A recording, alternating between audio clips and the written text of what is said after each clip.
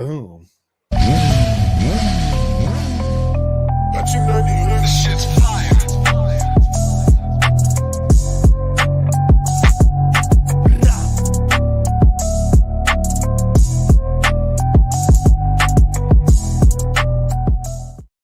What is up, everybody? Welcome to another live Pin the Gas podcast. And you guys know the deal. This episode is sponsored by Next Level Financial. Take total control of your financial future. Get your complimentary financial needs analysis today. Look no further than Seth Starnes. He's absolutely amazing. And many people already know who he is, right? And Mikayla, I say this to everybody, right? Because a lot of people, when they get into the sport, they go and buy an off the rack suit, right? Which is fine, but for 90% of us, it's not going to fit you 100% correctly. And when it don't, it hinders your body movement, your riding style, causes arm pump, all kinds of issues. And I always tell everybody, Mikayla, go to bisontrack.com and get your not free. I wish they were free. Get your free sizing done, right? For your full custom suit to get ordered. You pick out the colors, the patches, the logos, everything the you want. Perforated. Listen, Mikayla knows, right? The whole nine, the gloves, the chest protector. Listen, I say it all the time, bisontrack.com. Trust me, you will thank me and Mikayla when you see her at the racetrack later, for sure. Yeah, absolutely. But ladies and gentlemen, it's an absolute honor to have the legend herself, Mikayla Moore, on the podcast. What's going on, Mikayla? Nothing much. How are you? I'm doing good. I've been talking about this podcast since we scheduled it for a hot minute. Been super excited. It's always an honor and a pleasure to see you, your mom, and your dad, and your brother at the track. And we have the same taste, obviously, because we got the same shoes and the whole nine, right? Yeah, love it. Gotta stand out. Got to, right? Yeah, that's what I tell everybody. They're like, you like pink? I'm like, dude, pink rocks. Are you kidding me? Exactly. Right now? Yeah. You better get on a program. Yeah, you're missing out. Straight missing out. So listen, Mikayla, I want to get into it. Where did your humble beginnings and your journey begin with two wheels? So a lot of people probably know the story, but for those who don't, I'll start from the beginning. So I was 6 years old when I started, thanks to my dad. Something that just started out as fun, going to our family farm and just seeing if I would take interest in the sport, because I did other sports beforehand. And so I guess when around 7 to 8 years old, one of my dad's friends was like, hey, they have Sandy Hook Mini Moto, which is, they're pretty much, it was a mini moto that was only like an hour and a half from us. And they're like, I think, your kids would really enjoy it. Like, you should put them out there and see if they take to it. And I'm like, I think I can say I remember the feeling of like being there. And like, I was on a TCR 50. And so like I did my race and I got second. And I told my dad, I was like, if I had scooter tires, I would have got first. And so I guess then was when he knew, like, all right, I think I can see where this is going for her. Or me and my brother both, this seemed like something she wants to, try out. And I'm glad I did when I did and happy to be where I'm at now. Yeah, it's you've had an epic journey. And not only that, you're a two-time BTR champion. Absolutely murdered it both years, right? Yeah. So how did you get involved with BTR from the beginning? So I would say in 2021, I had Melissa Paris had reached out to me about like, hey, we have this Build Your Race program. I never even heard of it or even heard of Royal Enfield. And so I had, looked at information about it and I was like, this is different, because I'm used to doing road race, and they were asking if I wanted to do flat track. And I'm like, you know what, like, hey, every racing is an experience, right? So like, why not try it? And I was like, well, what is the schedule? Like this has to involve some kind of money. So like, what would that be like? And from there, I wasn't able to get the information back. So I was like, what, it's all good. I'll just keep doing my amateur season racing anyway. And then that fast forward into 2022, I saw Kaylee had joined it. And also in 2021 for the road race side, they wanted pretty much you have no experience at all. Like you had to think, I don't even think you even had to be able to do track days. But yeah, so in 2022, I saw Kaylee join and I was like, holy crap, like this seems to be a thing that's still going. And I watched her during the season and I actually went to Jersey and was like, hey, like, she's like, this is it. And I'm like, wow, like this is pretty cool. And 2023, my thing is like, why not? The worst you can get is a no.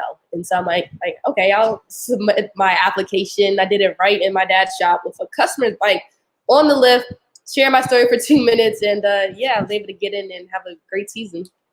a great 2 seasons. Yeah. Yeah, absolutely. And it's such a great program. Yes, it is. It The really is. BTR. It really is. But it's changed now. Aren't they letting girls in too that actually have a little bit of experience now, or is it still the same?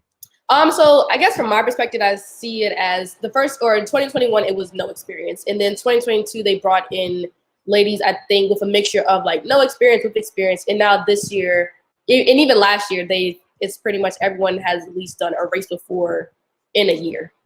But some do have like different backgrounds. So like my background is road race, and some of them, like I think this year, 2 of them came from motocross. Nice. Yeah. So for everybody that's listening to this, especially the females that are looking to get into the program, what steps do they have to take? What do they got to do to make it? I would suggest, like I tell anyone, one, just apply. Don't feel like, if you tried in the previous years and you didn't get in, that you won't get in maybe next year. Like, just keep trying. You never know. And, I would say, like, just start training now. Preparation is key, because everyone wants to know what was my secret. I'm like, training, seat time. That's the only thing you can do, right, to get to what you want your goals to be. And, like, once you're in, it's like a totally different experience, especially, being able to do it with Motoamerica. I remember my first race, I was like, all right, what do we do? And they're like, all right, yeah, you go up to the podium, you got to say your speech. And then now you got to go to the press room, and then you can go back. And so that was a different experience in the beginning, but I got used to it. That's awesome. Y'all heard what she said, right? She's like, yeah, my first race, I had to go to the podium. I didn't know where to go, right? Yeah, I had to go straight to the podium. Yeah. A legend. I love it. It's good stuff.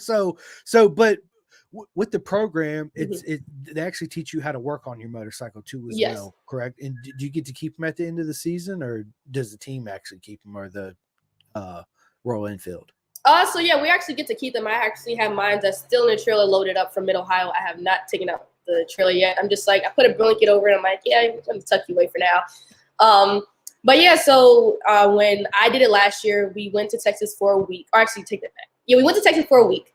But this last year was different than how they're doing it this year. So last year we had to pretty much combine everything within a week because of how late it started, and just like everything was like back to back. So we did 4 days building the bikes and then 2 days of training. Versus this year they did a week of building the bikes, and then we got to go out to Texas twice. I think once in like April. Like we got to get like 2 training sessions in before we actually did our first Motoamerica race.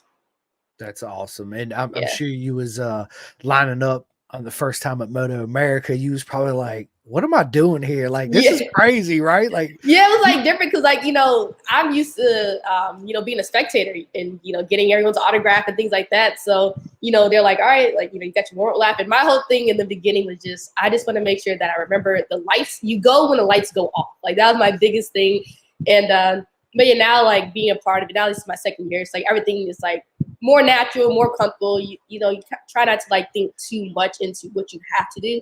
You kind of just like go with the flow and do it. Yeah. Now you're the ones giving pictures and autographs. Yeah. Right. Yeah. It's crazy how everything turns around so quick. Exactly. That's freaking amazing. That's awesome. What a journey, Mikayla. And then you did you raced in the Twins Cup too, right? Yeah. With Rodeo. Yep. In Wisconsin, because I was there. Yeah. Yeah. So that was a lot of fun. How did all that come about, and what did you think of the experience? So yeah, at Barber, after I don't know my first race or whatever, Kevin and Matt Spicer with Robin was like, hey, like would you want to do twins, or how would you feel about doing a Twins Cup race? I'm like, yo, like I would love to, you know what I mean, like especially stepping up in the Motoamerica paddock, sure. And then he's like, all right. So they were talking. Him and my dad were talking initially, and then they invited me over into the space, and I was like, all right. That was that. And we literally had like 2 weeks to get going. And, Robin was just like, all right, like what practice can she get in? I'm like, well, there's Summit for Memorial Day weekend that I'm planning to be at. And so me and my dad drove up to Kevin's house, grabbed the practice bike, drove it back down, pretty much got it ready to go, and went racing on the practice bike. And it was a lot of fun. I remember I was able to do the track day with Mark, and got a whole day on there. I was like, all right, like this is different. Like it's not like that bad, And I rode the bike, loved it, but then I was dealing with like some suspension issues only because it was set up. The spring was too soft, so it was set up for rain. And Kevin was like, "Yeah, I wish I could give you another spring." I said, "Listen," I said, "I rode this Royal Enfield for 2 races with no front end suspension, so It's okay. It's all good. So yeah, I made it work. And, one of the fastest guys that were there was telling me like, hey, I'll be surprised to see how you do against Ryan Jones. And they called him Scooter because he moves pretty quick around this track. And so I'm like, all right. So my dad talked to the ASRA organizer, like, listen, like my daughter, like we just need seat time at this point. Like she's not in this race to get a podium, like whatever. And he was like, all right, sure. So I had to start at the back of the row. Now for me, a lot of people think like, man, that sucks. Like, you had to start back there. I'm like, for me, it brings out my adrenaline levels go up even higher because it just so much fun. And so I started from the back of the grid, and they're like my little targets. I just like move out my way, and I was able to get like to the front row. I don't even know when, and was able to end up beating him and got a pretty quick time there. And a lot of people's like, holy cow! Like the fact you started from the back and you beat him, like, man, I'm like, yeah. And then when I felt like more confident going into Motoamerica, especially, knowing the track and having an ideal setup for at least a practice bike. But when I got on the main bike, oh my gosh, night and day difference. But that bike, I was like, man, this is what a race bike, this is what a brilliant race bike feels like, And I was able to do pretty well and got ninth in my second race because I went down, race one or qualifying two. I just came off the Royal Enfield, and then I went on the Aprilia. And like on my outlap, I remember I think it was turn 13, and I went around the corner, and I remember like doing everything that I normally do on that bike. And then like I felt the rear go, and I was like, oh man, it's happening. Like let's just brave for it. But I will give a big shout out to the bison suit and the T-Light air vest. It definitely did its job. I was like able to like get myself together and get up, and I was like, all right, like as long as my upper amenities are fine, or at least my upper body is fine, because I had a collarbone injury when I was younger that was not a good experience. And so I'm like, as long as I don't have that, like I'll be fine. I could do anything else. And that happened, and then I got up and I couldn't like walk how I wanted to, and I was like, oh gosh, here we go with the injuries. Now I got to hobble around the paddock. Yeah, and like the thing that sucked was like in that moment, I was like, I was like upset. Like I don't like crashing other people's bikes. Sure, they're like, listen, forget about that, whatever. I'm like, me and we don't do, and I haven't crashed like in a while. Like I think the last crash that I had was probably I think at Daytona back in like 2019 in a rain race because I was on DOTs, and they were like, the infield gets pretty slick.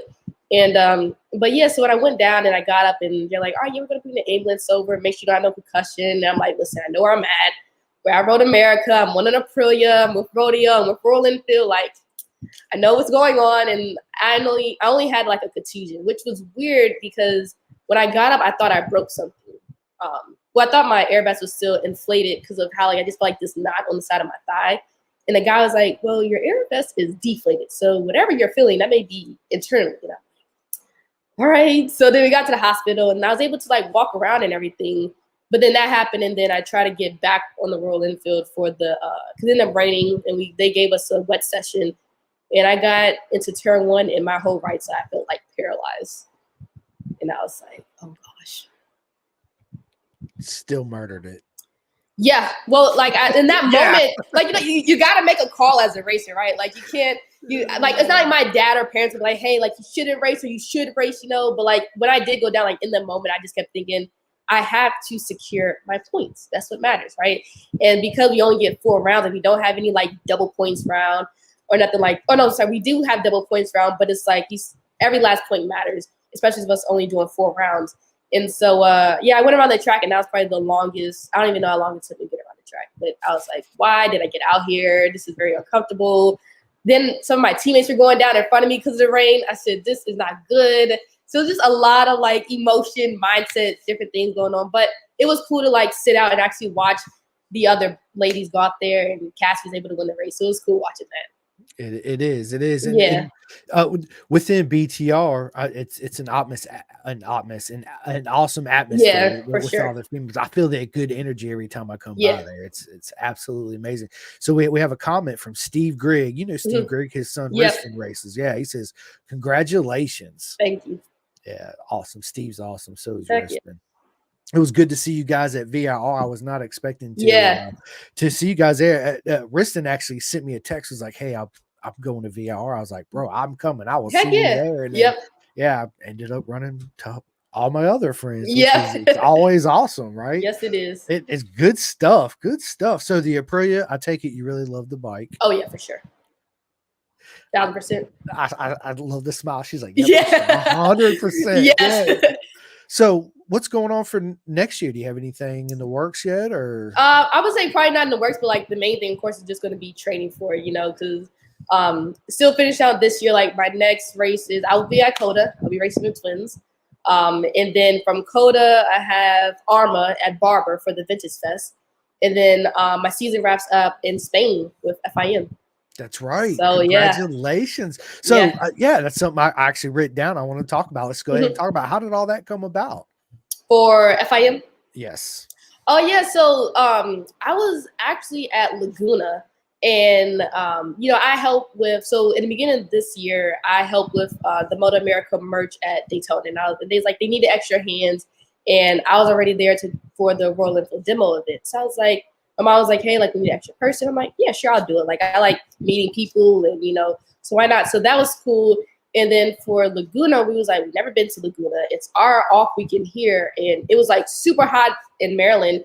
And so we're like, no, like, why not? We're just going to catch a flight, go out there, have a good time. Like, because we love racing so much, like, that's like in my DNA. Like, when people say, like, oh man, like, you fly out to California? Yes, I'll fly out to California just to watch racing. Like, that's what I do. But so we went out there, and like I was working the merch tent, and my parents like just kept calling me, like, hey, like, can you come in here like right now? I'm like, okay. And they was like, yeah, so it's pretty much, they're calling it the FIM Intercontinental Games. And it's going to be, I believe, November 29th through December 1st, I think it is. And yeah, so they're pretty much taking, I feel how I'm gathering the information was like, it's going to be similar to you take like the Olympics, for instance, in terms of like they take the best of the best from the country, and they pretty much compete against each other. So I'm one of the females that was selected because you had to have 3 boys and a female on the R3 and the R7. So I'll be on the R3. So yeah, good to straight murder it. Yeah, I love the R3. I trained on my R3 back here, so I'm like, oh, familiar territory. Right, you're like, I got this. Yeah, I got this. Watch me shine. I love it. Listen, Dan Spalding, this is hilarious. Says, can you teach Pearl to turn the throttle? I have tried for almost 2 years. Oh my gosh. Okay, Pearl. I love Pearl. Pearl is the best. You know what I mean? She really is. And for her, I feel like women seeing someone like her, like, sure, she may not be in the front of the pack or the mid pack, she's at the back of the pack. But at the same time, she's learning every step of the way. To watch her times from practice to qualifying to even the race, like how much time she dropped. I feel like she's also her being out there is inspiring women that may feel like, oh, like, I may not be good enough for BTR. It's like, no, don't think that, because like I said, you're learning every step of the way, and that's what racing is a journey, it's an experience, and if you're not learning, then like, what are you doing? That's right. Yeah. I had the honor to meet her at Mid Ohio. Yeah, super cool. Her, Miranda, yeah, several of them. It's always an honor to go by there and see everybody. I like to watch you girls work. Yeah, changing tires and doing all. I'm like, that's my favorite part. I love the mechanic side of things. I know. When I walked by there, you was in the middle. I was just like, "Hey, I see you busy. You're over there with your that's good stuff. That's awesome." And so, let me ask you, what did you think of Mid Ohio? I've got mixed reviews from my friends in the paddock. So what I can say, before I went to Mid Ohio, I was like, all right, like I'm just gonna do what I normally do. I'll look at onboard footages, and then also like whoever raced your last. So I was watching the AMA race, and it was like Josh Hayes, Josh Heron, Roger Hayden out there. So many different, athletes. And I was like, oh man, like this track looks pretty cool. It looks, pretty flowy. But then when I got there myself and I rode the track, I was like, holy cow, this is not what the video gives off. And so like, luckily I was able to do that track day on the Monday on my Ninja 400 with my dad. And we had Aubrey out there because she made like a joke with me, like, hey, like, man, we need to find some time to ride together. And I'm like, what are you doing on Monday? She's like, nothing. I'm like, well, then come to Mid Ohio with me. She's like, well, I'm like, listen, we'll have a place for you to stay. We'll pick you up. And like, I drove the RV from Pitt to the airport to pick her up. And I was like, listen, go to this hotel. We'll pick you up, and we're doing this, right? And so it was super cool to have her with us. But I love Mid Ohio. So I rode on my 400. I'm like, all right, this is not bad. But then on the Royal Enfield, I feel like, man, it's it's crazy like riding the Royal Enfield versus my Ninja 400 because there's some tracks that I like the Royal Enfield better at than my Ninja 400. And I felt like somewhere like mid-Ohio, I prefer the Royal Enfield. But I love the track. Now, I can say that when it does rain and it does dry up, the track is not, the best. It's fine, but, it has its slick spots. I almost found out coming into, I don't even know what corner it is, but I was on, like, it was, I think, qualifying 2-4, so I'm like, all right, like, I'm in this corner, get on the gas, and the whole rear almost came around. I was like, whoa, oh, no. So, but luckily, I didn't go down, so, but I liked it a lot. Yeah, I had fun. That was actually my first time there, too. Really? Yeah, I've never been there in person. Of course, I watched for years when AMA used to go back there. Yeah. And race all the time. I remember I have a poster actually that I found that's downstairs. I need to hang it up. Actually, I need to put it on my ceiling because I got no more room on my walls. Yeah, really. see? But it's of the legend himself, Aaron Yates, actually dragging his elbow through. Wow. I forget what turn it is. It's the corner that has the high-rise curbing on it. Oh, that's turn 6, I believe. Yeah. Yeah, it's a left-hander. Turn? Yep, turn 6. So I was telling my buddy when I pulled it out because he didn't. I was like, dude, they've been dragging their elbows forever. No, they haven't. Blah blah blah. Okay. So I went down and I found that old picture. I was like, bam, check that out. That's from like what? I want to say 99, maybe 2000. Oh my Like goodness. yeah, it's old. He was on the old Sarad Gixxer 750, if I'm not mistaken. Wow, that's a long time. It's been a long time. And then, your dad, he does track days too, because he was actually out there at Azra running at VIR. Yes, he was. Yeah, he was supposed to be my crew chief, and they had an endurance race. And he told his buddy Gil, was like, hey man, like he's on an R3, and my dad is a big advocate for little bikes. So am I. But he's like, dude, like if you really want to, level up your skills and like learn, like 2 hours, you learn so much. Like you're learning every single lap. You're learning consistency. You're learning like if someone even passes you, you're trying your best to stay with them, depending on what kind of bike he's on. So my dad came back like, hey, yeah, so I'm going to be doing an endurance race with him. And I'm like, what? I'm like, when? And so I was like, you know what? Like, sure, whatever. And I think my dad rode the whole hour, and then they came and switched. Yeah, it was awesome. Because I looked over, I was like, wait. He's in leather. He's riding. This is awesome. Yeah. And we just happen to have his gear in there from our last training, day that we did. And he was like, well, my gear's in there. And then he's like, buy me a helmet. And I'm like, fine, use my other spare ride helmet that I use. So it ended up working out for him. That's awesome. Yeah. I love the family of racing. That's what our core racing was. That's where it started, is families going to the track and racing. It's such an awesome story. And then to see you, your mom, your dad, and your brother, just the love you guys show for together, right? And everybody else that approaches you guys, it just I love it. It's that good energy, same energy I put off, right? It's nothing like it. I always tell everybody, Mikayla, none of us are strangers. We're just friends that haven't met yet. That is, you got a point, especially in the track community.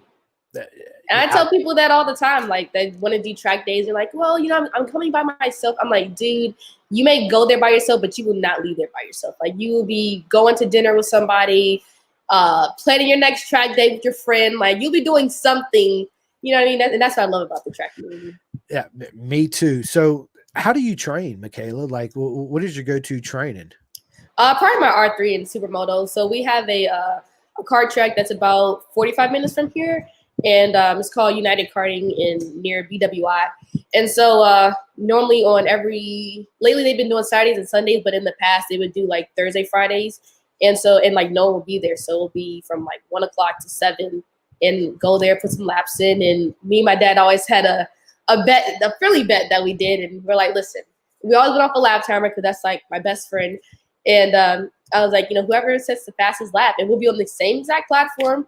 Whoever sets the fastest lap, the other person owes, them dinner. And so far, I think my streak is up at like 3. I think I had to own dinner one time.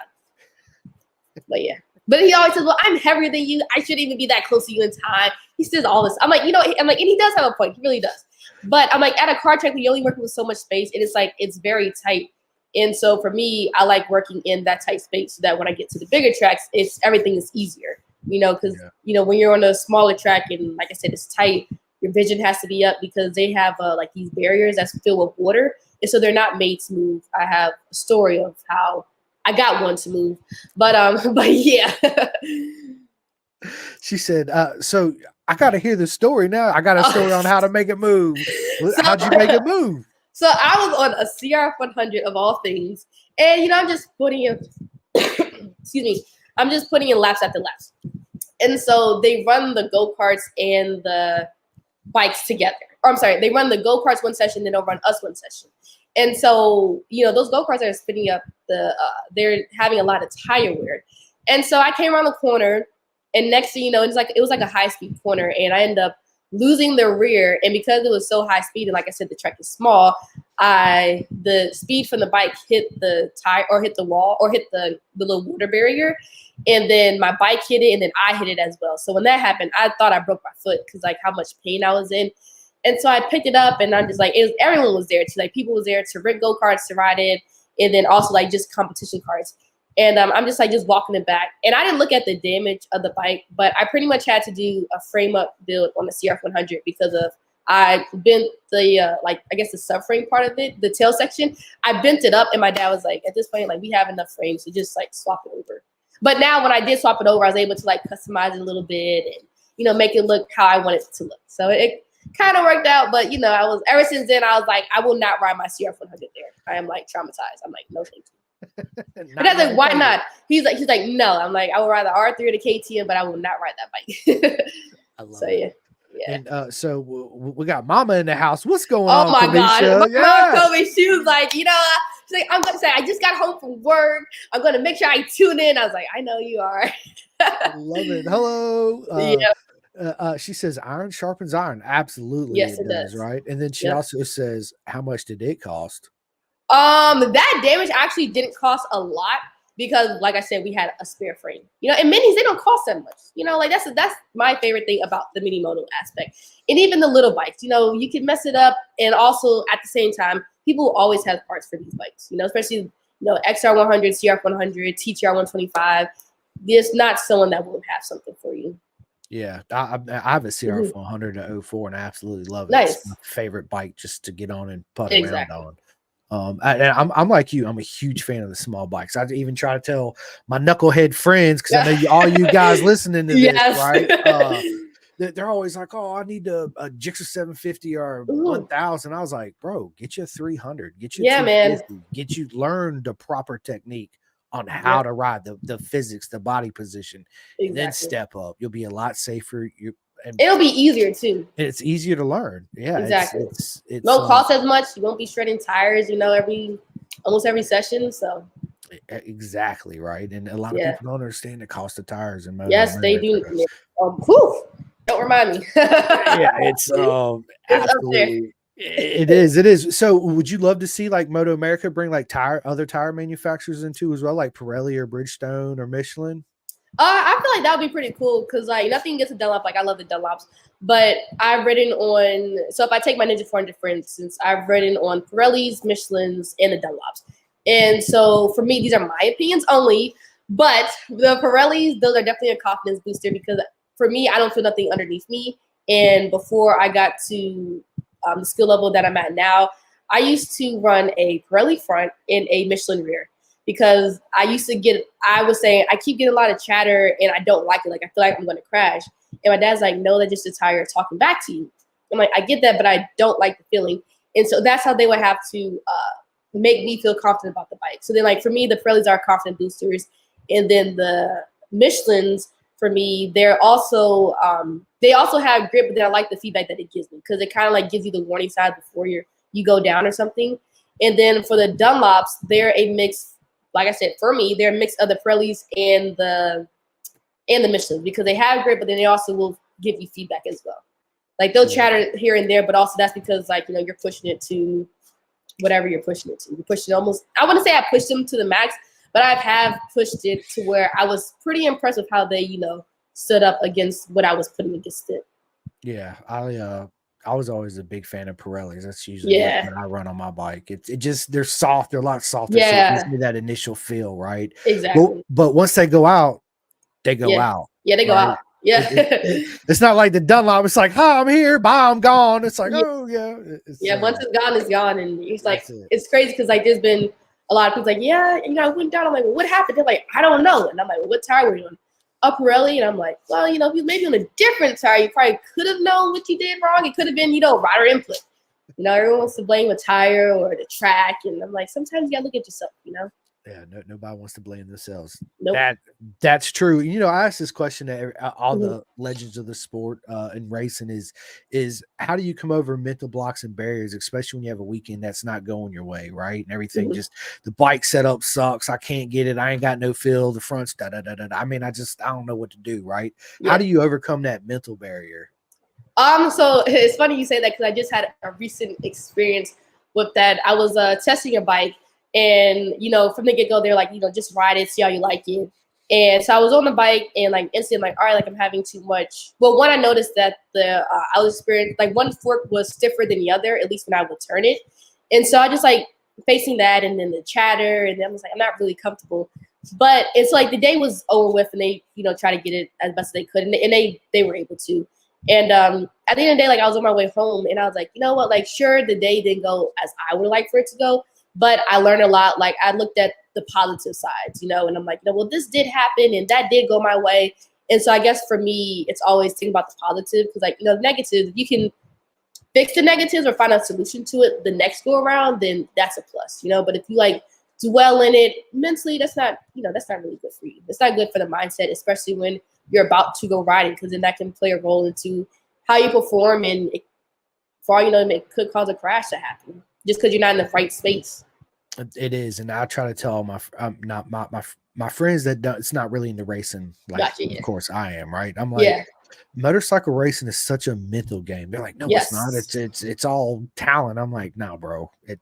Yeah. It's most of it's right here. It Of really course, is. there is talent to it, of Mhm. course, but it's right here. It's mentally, physically, emotionally, you know, because all of it.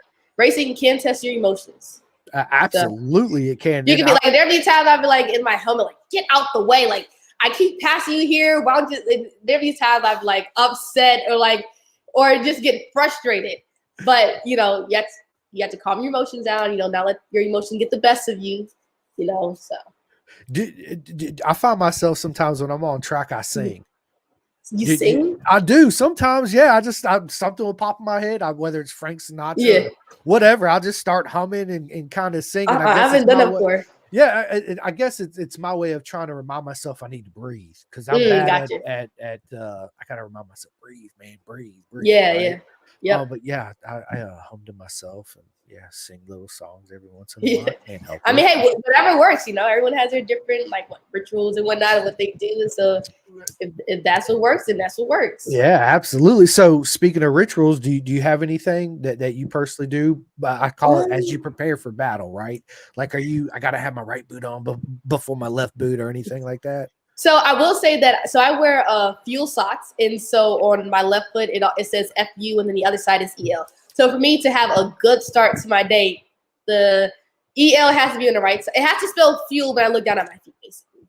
And so that's when, like, I know I'm good to go. And my dad was like, "What?" My parents were like, "You do that?" I'm like, "Yeah, I don't like." It just came out of nowhere, and it was like that was just my go-to. And then like this year, before, like I would just like before the Royal Enfield. Like, I'll be ready to go, you know, I just get into it, you know, get ready. And then I started listening to music, and I felt like more hype, like, yeah, like, I'm ready to do this. Like, let's go for it, you know? And what's on the playlist when you listen to music? It can be different things, you know. Are you a Swiftie? What is that? Taylor Swift. You know, Swiftie? No.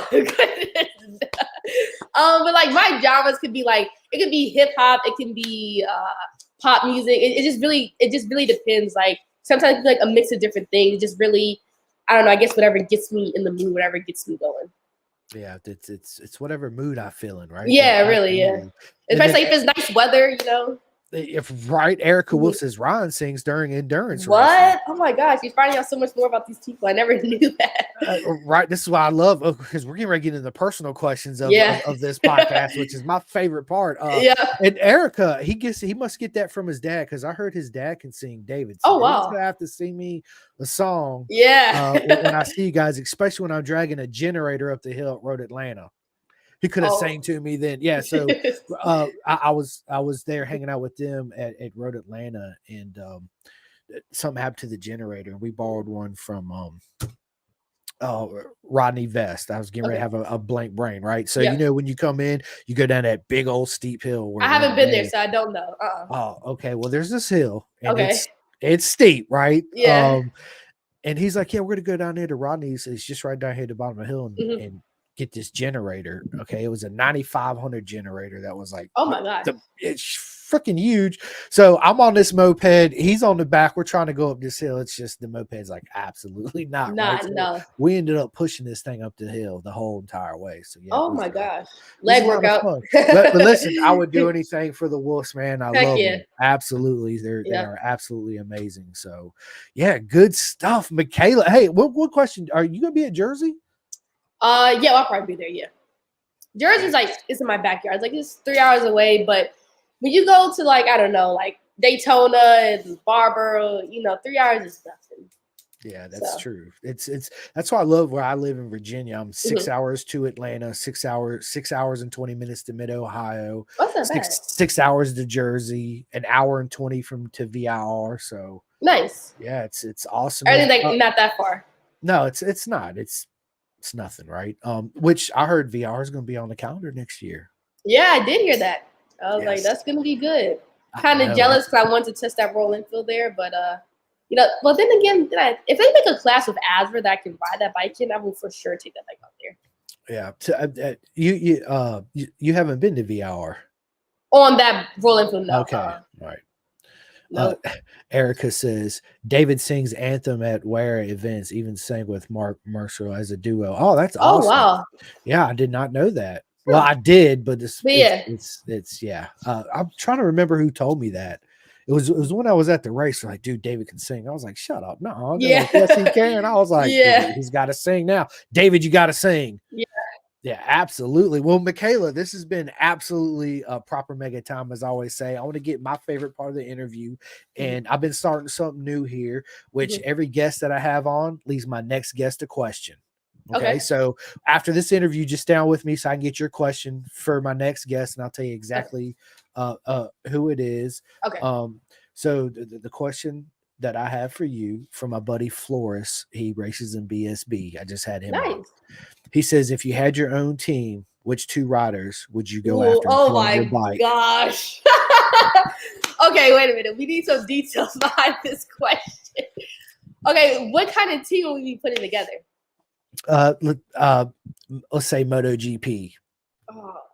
If you had your own MotoGP, Mikayla Moore, what bike? I'm throwing that in there. What brand and who you going after in the paddock? MotoGP is kind of hard. I have not been watching MotoGP yet. I've been seeing clips of it, but I haven't been watching it yet. Let's make it simple. We're going to do Motoamerica because I know Motoamerica. I know most of the rides. So if I did Motoamerica, I probably would do, if I had a team in, I don't know what. I'll say Twins Cup because I know Twins Cup. I would probably put my two riders on a. This is kind of hard because there are some good bikes. Like they're probably making some good power, and so is the 8R. They're making a noise out there. I would probably do an Aprilia. If I did an Aprilia, I would probably do DeMario and Rocco Landers. DeMario. Just because they've been on that bike before, but like their riding style, like even they have they're rollers out there. Not saying that Rodeo isn't, he's a good one. But like every kid that's in that class, like I love the riding style. And it's like watching how quick they're able to react, like the downshifts and the tip in and exits. It's like, man, these kids got some talent. So yeah, those would be my two riders. DeMario is an absolute legend. I had him on, and every time I see him, he's such a good kid. Yeah, every time I see him, he stops. He's got the biggest grin. Yes, he does. Ever comes up, gives me a hug, dude. I love it. I feel the energy. It's great. So I made a mistake by letting my buddy Isaac Woodworth. He's like, dude, Simcoe, I need to see your phone real quick. My phone's dead. I was like, okay. Oh gosh, dude, and him and DeMario are together, right? So I go back. I go back at the hotel room. I'm looking through my phone and my pictures, and there's DeMario and Isaac Woodworth making all these goofy, funny faces in my phone. Like they're just standing there going, snap, snap, snap, snap. Yeah. He's like, here you go. I didn't think nothing of it, right? Yep. freaking awesome. And then we Oh got my the gosh. legend himself, Aiden Sneed. What is up, Aiden? I finally caught you in the paddock. I've been chasing him around now Yeah. the Aiden is whole always on the weekend. go.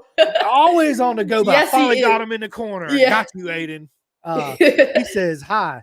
Do you think flat track or other different riding styles help you out in road racing? Yes, I was able to do flat track. Actually, Melissa Paris had invited me out to her house last year in November, and I was out there, and Aiden was there as well. And I would definitely say, there's what traction do you have? Like there's no grip, like, and I don't mind doing that because like it challenges me, right? It's different, and in racing, you're always faced with challenges, and so being able to be there, I think I was there for like 4 days just riding, getting so much seat time in, learning from Josh, and even learning from the other riders that was there. It was pretty cool doing that because, like, I like flat tracking, I like riding in the dirt as well. But I would say I do not do jumps. You would not pay me enough to say, "Hey, Mikayla, jump over." No, no, thank you.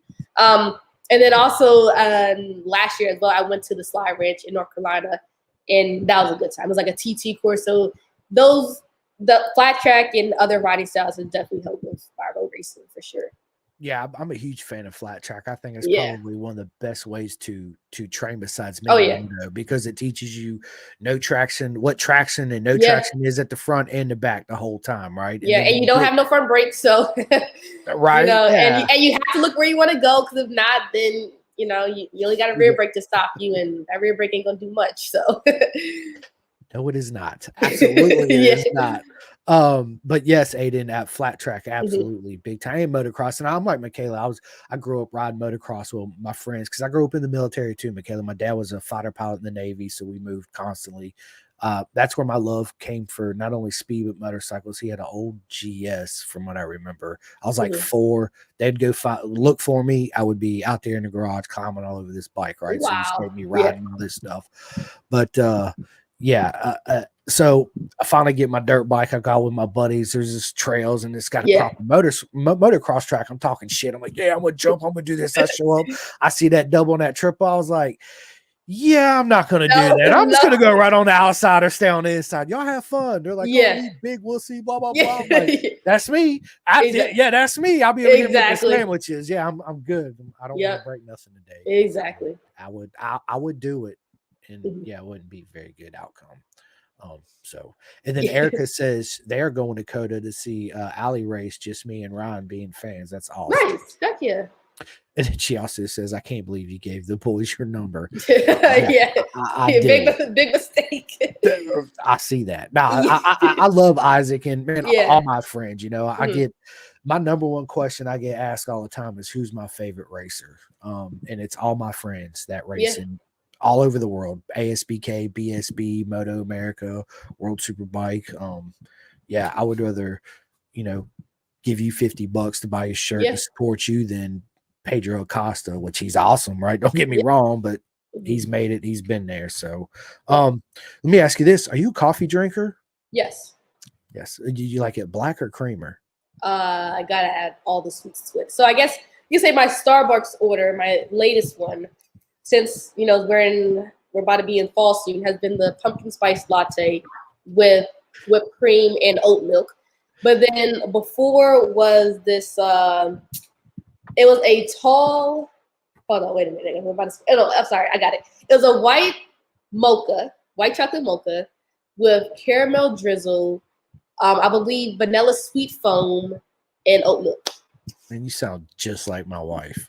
I mean, that sounds exactly like a Starbucks person before. Like, to be honest, I really wasn't. I would drink this. I actually drink something called a Rise, which is some mushroom coffee, which is pretty good. Like, I liked it a lot. And I would drink it hot, and that I just added like regular cane sugar to it. And then, like, during the demo events rolling field, I was like, yeah, sure, just give me a Starbucks. Why not? I guess I'm not a Starbucks girly because I don't get Starbucks on the daily and things like that. But I do have it every now and then. Rise, that's something I've been interested in actually ordering because I wanted to try it. It's pretty good. Like in the beginning, my dad had always like saw it on Instagram and whatnot, and he's like, try it. I'm like, what is this? He's like, well, it's mushroom coffee. I'm like, I don't know about all that. And then I tried it, and I'm like, all right. Like the first taste was like, okay, this is different. But then that's because he just made just strictly with just water and then the substance. So now we put some kind of like creamer or not, I'm sorry, not creamer, but some kind of like milk in it. So either like oat milk or coconut milk. And it actually like, it makes it taste just like almost, it doesn't taste like coffee, like the actual coffee. But I was definitely surprised with the energy I had behind it and just like how I overall felt. Yeah, I'm gonna order some. Actually, Levi Batty sent me a bag of coffee. I Oh, forget who nice. it come from. Yeah, I'm sorry if I can't remember the company that he collabed with, and they actually sent me a whole bean, so I had to go out and buy a coffee grinder. And Nice. then my wife's got a Keurig, but we don't have the thing to Yeah. ground up coffee. So I was like, well, How you gonna this make this sucks. work? Yeah, how am I Yeah. gonna make this work? So now I'm gonna go buy me a $10 whatever little coffee Yep. pot just to make this. So let me ask you this: tell us something we don't know about Mikayla Moore. What do people not know about Mikayla Moore? That's a hard question because I feel like some people know a lot about me, to be honest. I probably feel like someone has to ask you something and they'll be like, oh, well, you didn't know that. But what do people want to know? I can't think of anything on top of my head for that question. Okay, we'll come back to that one. Yeah, we'll come back to that one. We'll come back to that one. I'm gonna start right now. What's your worst habit? Driving fast on the road. Yeah. Not having patience on the road. I can have patience at the track day, racing, whatever you want to call it. But when I'm in the road, here's my thing. We're going to talk about the road for the driving, especially in Maryland, and even in other places that I've been to. We're not going to throw no state name behind it or whatever. I do not like when I'll be driving in a vehicle and if the merge, my biggest pet peeve is when the merge lane is coming to an end and you wait last minute to pass me and then think you're gonna get in front of me. That's not happening.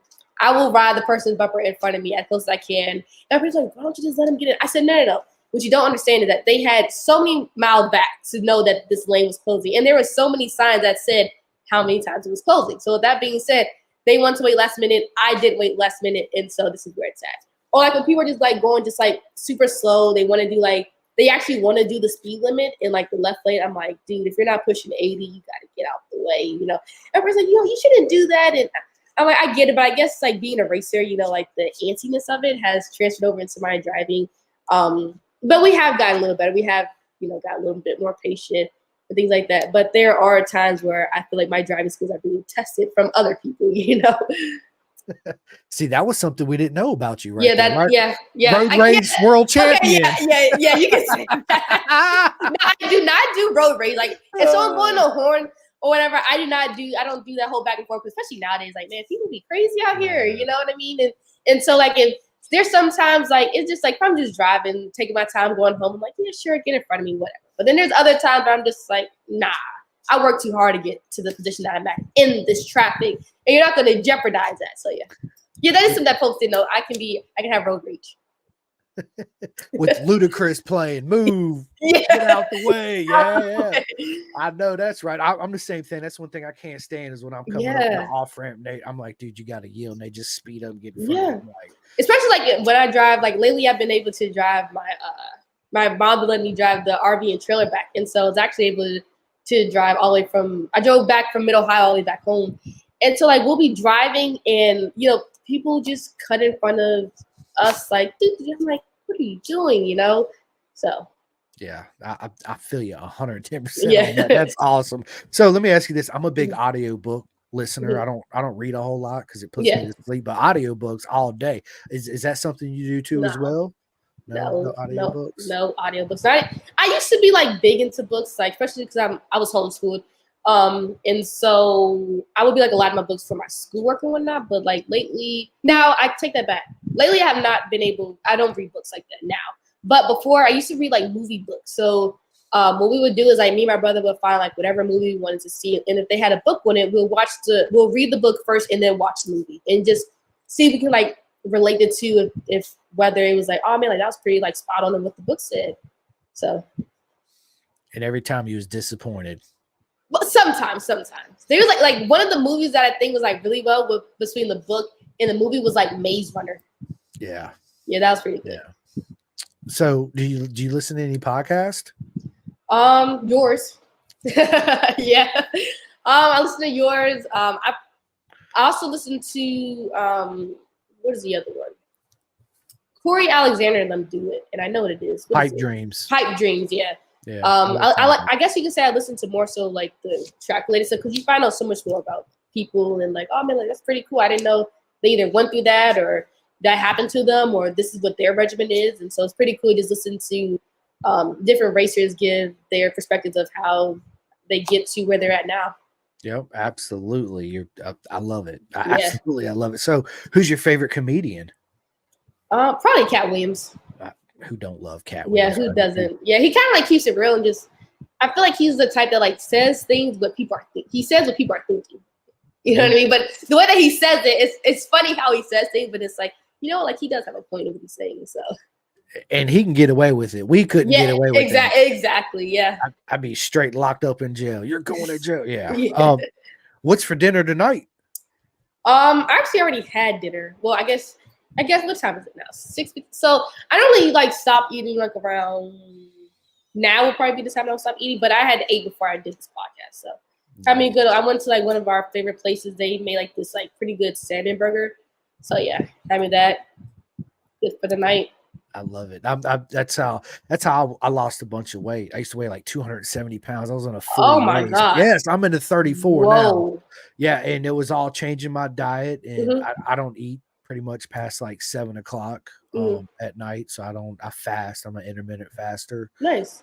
Yeah, and then of course exercise and all that good stuff. Yeah. But I like to cook. I get the cooking from my mom. So my mom Nice. cooks everything from scratch. So when Heck I'm at yeah. home, I do marinara. I make my own salad dressings and all that good Nice. stuff. So yeah, it's is that something you like to do? Is cook too? Oh yeah, for sure.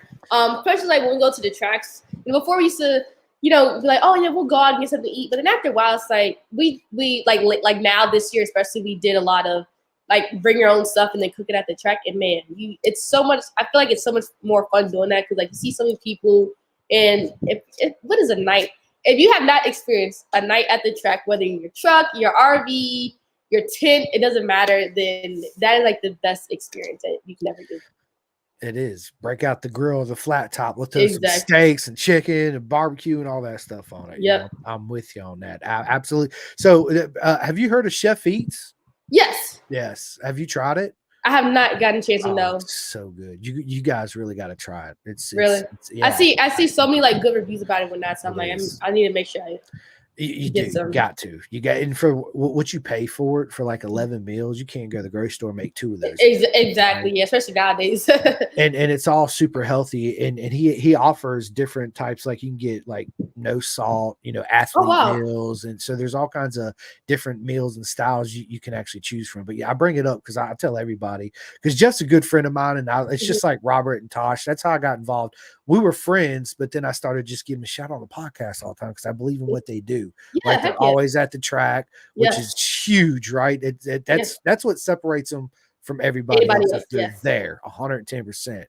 And that's how that. And then Jeff, I met him and his Chef Eats and tried it, and I was like, bro, this is amazing. Like, so I just started like, this is not paid. I don't get free meals. I don't get any of that. I just want to see him, grow and and be, wherever. More people know about Chef Eats.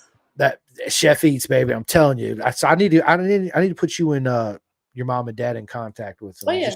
Just give it a try. It's crazy because I always see him at the track too. That's the crazy part. Yeah, he's probably got food with him, I guarantee, because he's a chef, right? Exactly. Yeah, I actually run his logo on my leathers. Yeah, I put his logo on my leathers and in my t-shirts, and which I got some more shirts ordered the last time. It took about 2 months to get here, right? Because they come from overseas. Yep. So I do got some more coming. Obviously, I already know you want pink. Right.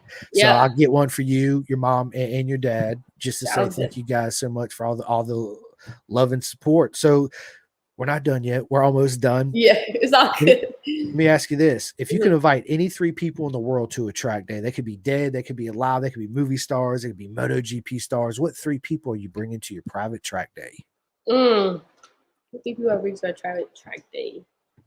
So let me see. I will probably bring. See, the thing with me and movie stars, I do not know a lot of people movie stars. I don't. Like I know the names, I know like singers, actresses, whatever. So I guess if I like brought to my own day, it would probably be Anybody in the world. anybody in the world. Anybody. You could bring our mutual buddy BT if you wanted to. Yeah. Okay, so anyone that probably has never done it. Okay, I'll probably bring someone like Ludacris to the track day. Okay, we'll do a singer. We'll probably do someone that's with the Olympics, and I'll probably think of a movie star. So Ludacris probably to the track day. Sha'Carri Richardson, because she's fast on the track in terms of track and field, but I feel like she probably could transfer that to a motorcycle track. And then probably a movie star would be let me see. See, I don't know any movie stars' names. That's the problem. It could be a MotoGP star, a World Superbike, or BSB, or your mama, your Probably. dad, or okay. Now they come to track with me on the day-to-day now. You know what I mean? So she's like, nope, not at all. I think like people that like have never been to the track probably haven't even heard of motorcycle racing. I don't know. I mean, okay, if I bring a person from probably World Superbike, it'd probably be Gerloff. Gerloff, yeah, he's an absolute legend too. We actually have another question for you from Dr. Tosh Castle. Says, how does it feel being a successful female racer when it's mostly males out there racing? You have made yourself stand out. Great job. It feels great. You know what I mean? Especially with all the work that was put in to get to where I'm at now. You know, like stuff doesn't happen overnight, and so having my family support, having my parents support, especially. And being able to get to the level that I'm at now, especially being a 2-time BTR champ, like, everyone's like, oh man, like, you kind of, you swept the series and, you left the field. It's like, yeah, but, realistically, I was one mechanical away from not having the championship this year or last year. And also was a crash away, and also was weather not being favorable for me. So to be able to have everything work in my favor just means even more. And then even like being at the track, like, in the beginning, it's crazy because the guy that ran New Jersey Mini GP would say, he called me Mikayla Lap Myself More. And I was like, I asked my parents recently, I said, why did he name me that again? And they were like, because you did a race where you pretty much lapped everyone except yourself. And so that was that. And like when I was younger, I used to race with the boys. And, for me, my dad has always taught me it's never about gender, because once the helmet goes on, you're a spectator, you just see people out here racing. And so it's just about, who put in more work overnight than the other person. That's it. And that's a fact. Yeah. She said, that's my niece. Yes, that's my aunt. But yeah, that's my thing. Cause like I tell people, it's almost like when you think of like a workplace or like a job, you have to punch in your time card and you have to do so many hours in a week or whatever. And it's like, if people could see how much time that a person put in, like when it comes to racing, and a lot of people probably understand like, now it makes sense why, that person got on the podium or won that race just because of the amount of work. But then if you take the work part out of it, just having the crew to pretty much put you on a good platform, because, you can be a talented rider, but if you're not put on the right equipment, then you may struggle a little bit, even though people may know that, like this person is, like a top rider. Oh, 100%. It's, it is. And you also got to have a good team behind you and a good atmosphere in that team, right? It's, exactly. I couldn't imagine what it would feel like for a rider to be in a team, because it does happen where they don't believe in you, right? And you're like, well, why am I even here riding this bike, right? Nobody believes in me. They don't listen to me. It's that's where that whole mental game comes in, where you got to stay strong and be like, I'm going to show you guys. Exactly. I'm going to show all of you. Yeah, absolutely. So let me ask you this. If Mikayla Moore had her own private island, what's the one racetrack you'd have on your island? Probably the Ridge Motorsports Park, if I'm talking about U.S., because I love the Ridge. What about outside of the U.S.? Outside of the U.S., well, I haven't looked at. Well, probably somewhere like Jerez, where I'll be going to soon. You know what I mean? Take my favorite track from here, and I'm going to a D track. So like, why not put it on my own private island? Have the best of both worlds, Absolutely. I hear you. So have you ever thought about racing over there in British Superbikes? Did you think about doing something like that? Yeah, like being here in the U.S. is cool because like this is where I'm from, right? But then like last year I was able to go to Bermuda, and they did like an exhibition race to pretty much promote their organization and get more people out there. And so like being over there is pretty cool because they're like, yo, like man, that's cool what you're doing back home, and it'd be nice, we can bring more people here to our island and things like that. And so just heck, we have the WCR, the women's championship, and it's a lot of different things that could. I feel like with racing, because everything's an experience. Like if I could race overseas and be on the national stage, that would be nice. It would be proper mega, right? Why exactly. not? Why can't you go there, right? Exactly. Yeah, why not? Who knows what the future holds? Exactly. Yeah. So, Excuse me. What's your all-time favorite meal? My all-time favorite meal, pretty much my go-to meal. Like this is what I do. This is what I used to do. Probably like, especially like I wouldn't even say last year. Probably like 2 years ago when I took a break from like racing, I just did more so like just Fridays and stuff like that. My go-to would be pretty much eating Chick-fil-A for breakfast and then eating Chick-fil-A for dinner. You sound too much like my family. Yeah, man. Chick-fil-A is, man. I'm telling you, it's every day. He called me today. He said, "Dad, will you go to Chick-fil-A and give me some dinner?" Really? I said, "Bro, I'm not gonna have enough time because I got to go all the way out to Valley View Mall. The traffic out there is just." I said, "I'm not gonna have enough time to get out there and come back. I got a podcast at 6, but I'm off tomorrow. Nice. Nothing scheduled. Well, not off from work, but I have no podcast. That's what I mean." Yeah. And I can, I'll go get you your Chick-fil-A. Yeah, I mean, Chick-fil-A is. I love Chick-fil-A. You know what I mean? I used to, but having him in 11 years eating it, freaking, I'm like, I just don't even want it no more. You're like nowadays, like I just like the taste. I go there, I'm like, I already know how good it tastes. Like I go to the same location. Now, what I did try recently was their new banana pudding milkshake. Man, that was perfect. So, do you like hot and spicy food? Depends. Like I'll eat something spicy, but not like extreme either. Like I guess like then like light spicy. She said light spicy. I'm sure they make a light hot sauce, right? Yeah. Like something like I can do like Texas Pete's hot sauce, and that's not spicy to me. It's not even hot sauce. That's vinegar and like red stuff. Yeah, that's. Well, I mean that's it my is, preference, but yeah. Nah, I love spice. Have you watched The Last Dab on YouTube? Called The Hot Ones is what it's called. Oh wow.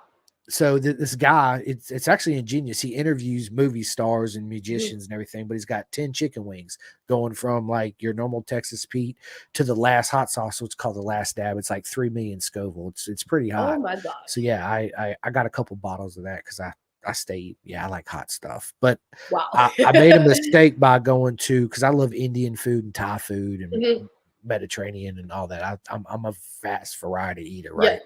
Yeah. I went to this Indian restaurant we have, and I love their food, Nawab's. So I go in there. They see me several times. So I was like, 0 to 5 spices. Said, let me get a 7. He said, sir, we don't have a 7. I said, man, I know you guys got this special stuff back in the back. Yeah. That's what I want. He says, are you sure? He's looking at me all crazy. I was like, yes, thank you. So he walks over there.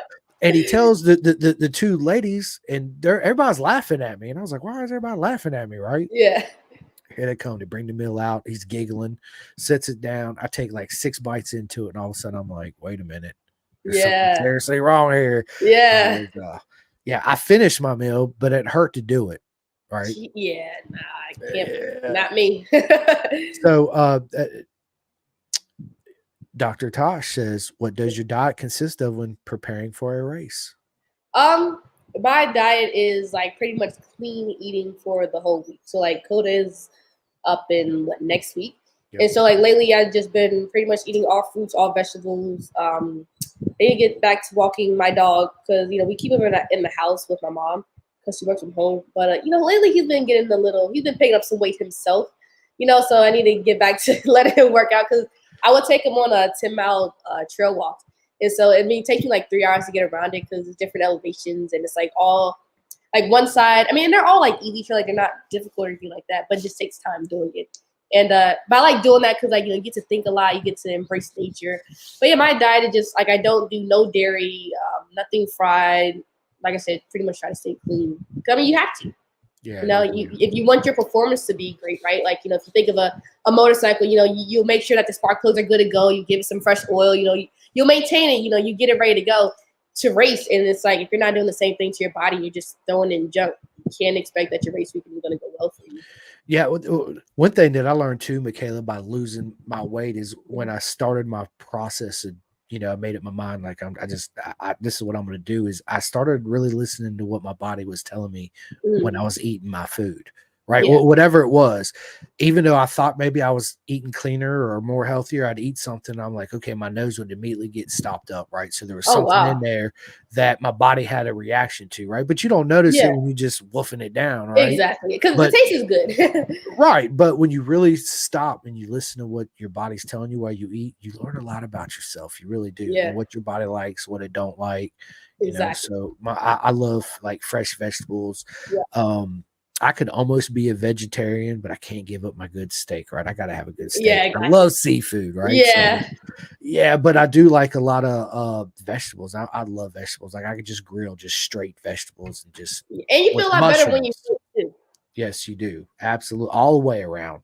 110%. Exactly. So I ask everybody this because everybody's got one. Mikayla's celebrity crush. Who is Oh my Mikayla's gosh. celebrity crush? I do not have any celebrity crush. Let's just say that. I don't have any. I don't know. I don't get caught up in that. Okay. I'm not gonna call it nonsense or anything, but that's what I don't know. I have too much going on to be thinking about a celebrity crush, a crush, whatever.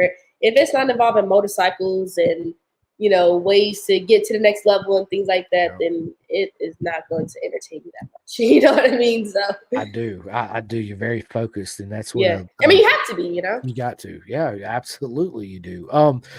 What advice would you give a younger woman coming up wanting to get into the sport? What advice would you give them?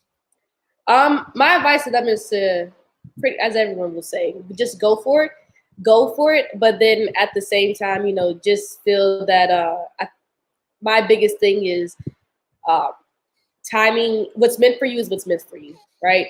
Because being in BTR, like not to get sidetracked, but when I applied for BTR last year, I had a scholarship to do air traffic controller with the FAA, and all I had to do was pretty much just take this test that would grade me wherever I needed to be graded. And at that point when I did that, I didn't know if BTR was going to be a thing or not because of how late things were happening. And so the day I think I was going to all right, like it was going to be like a big test, like a 3-hour test, and BTR like, hey, like we open up our applications, but we're only going to open up for like 2 days. And so I remember having a conversation with my parents, like, what do I do? Like I had air traffic control, which is what I want to do, but I also have racing and BTR, which is where I want to get into Motoamerica, right? And I feel like BTR would be a great starting stone to do so. And I'm really trying to juggle which one to go with. My parents like, man, just follow what your heart says, follow your gut. Whichever one you do will not steer you wrong. And so I guess I can say being able to, another thing I would say, my advice to them is just, trust your instincts. If you have a gut feeling that says I want to go for it, I want to pursue this, why not? Because the worst that can happen is, it may not be a great experience from you, but every experience you learn something from it. And so, my thing is, you can't even doubt yourself either, right? Because, when you doubt yourself, then you're shortcutting where you may end up. And you may be like, no, you never know. If I didn't do BTR, who would? What, Mikayla Moore, Yeah, you're right. It's I always tell my son too, always listen to what your heart tells you, right? Exactly. You got to try it because you don't never want to do a what if. Exactly. Or you don't want to, you don't want to regret anything. Say man, if I would have tried this, if I would have done that.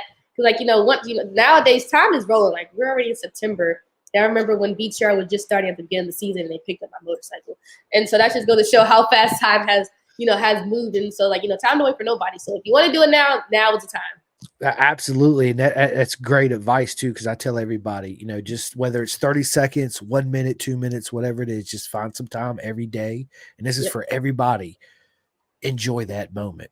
Oh, enjoy that time, whether you're at work, you're wherever it is you are, enjoy it. Cause it's something you can't get back. You can't pause it. You can't fast forward. Exactly. You can't rewind it, so yeah, absolutely. What's your spirit animal? Hold on. It doesn't spirit animal mean what you are, but in an animal form. Is that what that is? Yep. Probably a dog, right? Because a dog, I get, a dog. They're loving, they're caring, things like that, right? And and they're just always there when you need them, right? You can call on a dog and they'll be there. I feel like I'm that kind of person. Most of the time when someone's like, "Hey, can you be here?" I try to make myself available to be there. And I'm a caring person, and I love a lot of people. But then also the flip side to a dog is they have their own way. They want their own way, and I can't say that about myself. There's times where I'm tricking my decisions, tricking how I'm feeling, and all that. So I guess, yeah. Yeah, we got another legend in the house, Chloe Madrill. What is up? Nice. With a that's a cat? Cat, yeah. Cat. A cat emoji. I have 2 cats and Really? a dog. Yeah, I'm a big dog animal person. She's right here. Her name's Oh, Charlie. wow. But my dog was in here, and, I think he went around the shop somewhere. He's somewhere in here. Yeah, Charlie always comes in here. What is up, Chloe? Yeah. She always comes in. She's old. She's like 13 years old. Wow. But yeah, she still gets around and kicking it. So Yeah. good stuff. Good stuff. So do you watch like BSB or World Superbike or anything like that? Or you just I do watch the World Superbike, and I do watch I don't watch BSB, but I do watch, like, I've definitely been watching the WCR. That has been it's gonna be interesting to see who'll be crowned champion at the next season. There's been some pretty intense battles in there. It is. And we got some of our friends over there racing. Yeah, Mallory's in there. Mallory Dobbs, she's in there, and she's actually teammates with my other friend, Lizzie Whitmore. Nice. Heck yeah. She come from BSB. It was crazy because Mallory told me about it, and then Lizzie hit me up. She told me about it, and then all of a sudden when they get together, like, we're on the same team. I was like, this is awesome. Heck yeah. Absolutely awesome. Well, listen, Mikayla, this has been absolute proper mega time. Thank you so much. Yes, it's been an absolute honor to have you on. We'll definitely have to do a part 2 of this next year for sure. I will be at Jersey. Nice. Listen, I'm gonna let you in the podcast, but I need you to stay on with me so I can get your question for my next guest coming up. But I just want to let everybody know, thank you guys so much for watching this podcast. And if you hadn't had a chance, please go to my YouTube and my Spotify and like and subscribe. Thank you guys so much. You don't know how much it means to me. It really does. Yeah. It's been an absolute honor to be able to do this with everybody. Big shout out to Next Level Financial, Bison, Chef Eats, Flying Eyes Optics, RD Racing, my good buddy Jake Marsh. He had a crash out there in BSB, so he'll up quick, champ, come back. Vet 2 Track and SFL Mini GP. So thank you guys so much. Mikayla, tell everybody where they can find you on all the socials and all that good stuff. Yes, my socials is Mikayla_Moore03. And then my website is MikaylaMooreRacing.com. I need to step my game up. I don't even have a website. I mean, you got to get one, man. So everyone can see like all the different podcasts you've done between BSB, Motoamerica, so many different people that you've done. Yeah, that's a good idea. I'm gonna have to do that. But listen, ladies and gentlemen, it's been an absolute honor to sit down with the legend, Mikayla Moore. It was nice talking to you. Absolutely. We'll see you guys next time. Thank you guys so much.